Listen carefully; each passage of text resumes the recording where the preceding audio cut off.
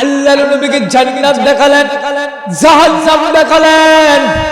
আল্লাহর নবী জাহান্নামের কাছে যাওয়ার পরে তাকিয়ে দেখতেছে একদল নারীরা নিজের গায়ের চামড়াগুলো নিজে তোলে, বড় বড় নখ নখ দিয়ে। আল্লাহর নবী তাকিয়ে দেখে ওই বড় বড় নখ দিয়ে মহিলারা গায়ের চামড়াগুলো নিজেই নিজে তুলে ফেলছে।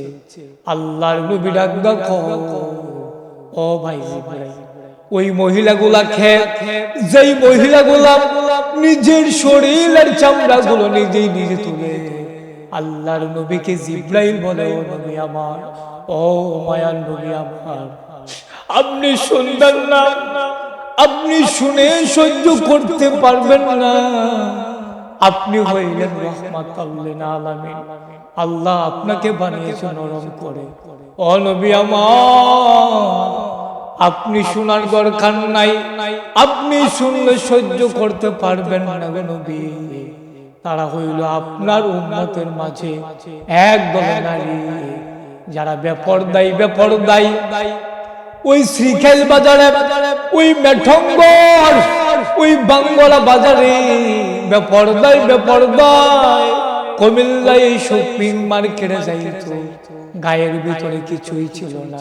সেই নারীগুলা হইল আপনার উম্মতের মাঝে যারা বেপরদাই চলেছে, আজকে নিজের শরীরের চামড়াগুলো নিজেই নখ দিয়ে তুলে ফেলছে।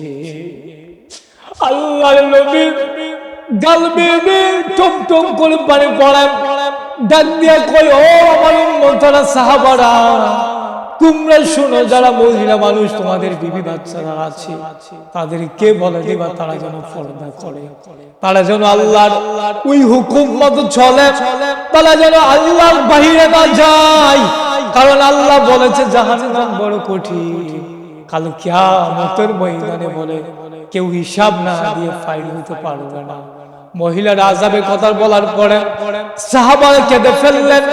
সাহাবারা দৌড়ে দৌড়ে বাড়িতে গেলেন, গিয়ে বিবিদেরকে বলে, ও বিবিরা, এই পর মাত্র আল্লাহর নবী বলেছে যে মহিলারা বেলে বেপরদাই চলবে, তারা বেলে নিজের শরীরের চামড়া নিজেই তুলে ফেলবে, তোমরা কখনো বেপরদাই চলবা না।